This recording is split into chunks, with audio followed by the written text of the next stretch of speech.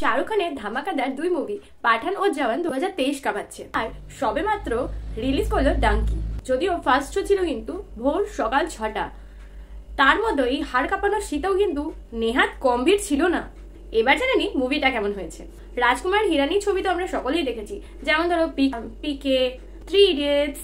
রাজকুমার হিরানির যে কোনো ছবি যে কোনো সময় দেখলেই তোমরা বুঝতে পারবে যে একটি সিনে বারবার চাইলেই হাসা যায়, আবার বারবার চাইলেই কিন্তু কাঁদা যায়। আর এরকমই ইমোশনের মধ্যে দিয়ে তিনি মুভিগুলো কি বানিয়েছেন। এই মুভি দেখার পর এটাই বলবো, কভি খুশি কভি গম থেকে শুরু করে যতগুলো শাহরুখ খানের মুভি আছে, আমার তো সেটাই মনে হয় যে আজও যখন নতুন ভাবে দেখি সেগুলো যেমন নতুন মনে হয়, তেমন ডাঙ্কি মুভিটাও যদি আজ থেকে বেশ কয়েক বছর পরে গিয়ে দেখি তখনও মনে হবে যেন সদ্য রিলিজ করেছে।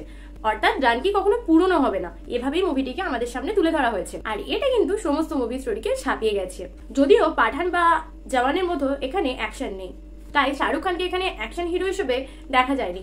শাহরুখ খানকে দেখতে পাবো একটা নস্টালজিয়া চরিত্রে, অর্থাৎ ইমোশন, অ্যাকশন, কমেডি, এন্টারটেনমেন্ট এবং আরো সমস্ত ধরনের ইমোশনের প্রকাশভঙ্গি এর মধ্যে রয়েছে।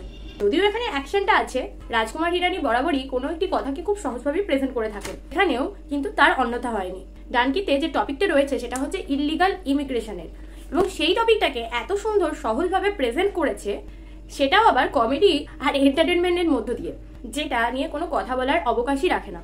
যে ক্যারেক্টারটা খুব অল্প সময়েও বিশাল একটা বুম ব্লাস্ট করেছে, সেই ক্যারেক্টারটা আর কেউ না, ভিকি কৌশল। হ্যাঁ, এই ক্যারেক্টারটা কিন্তু মন ছুঁয়ে যাবে। রোলটা খুব ছোট হলেও কিন্তু বেস্ট পারফরমেন্স বলাই যায় এটাকে। মুভিটির টপিক বা গল্প যাই বলো, এটাকে একটা বাস্তব ঘটনার উপর নির্ভর করেই করা হয়েছে। রাজু হিরানির যে কোনো ছবিতেই কিছু না কিছু সোশ্যাল মেসেজ থাকেই, আর এখানেও রয়েছে।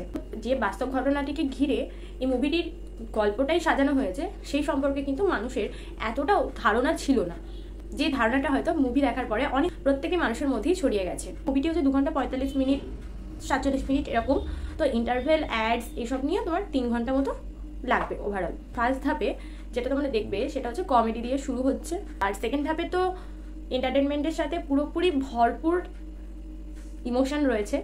তোমরা গল্পটা অনেকেই জানো, ট্রেলারের সময় থেকেই একটা গল্প বলা হয়েছে, সেটা আর রিপিট করছি না, সেটা তোমরা সিনেমা হলে গিয়ে দেখে বলো। আর যারা দেখেছো তাদের কেমন লেগেছে সেটাও বলতে বললো না। মেনলি এটা একটা জার্নি, এক জায়গা থেকে আরেক জায়গায় কিভাবে পৌঁছলো, আদৌ তারা সাকসেসফুল হয়েছে কিনা, বা সাকসেসফুল হতে তাদের কি কি বাধা এসেছে, সেগুলো কিভাবে অতিক্রম করেছে, সেই সমস্ত তাই নিয়ে হচ্ছে স্টোরি।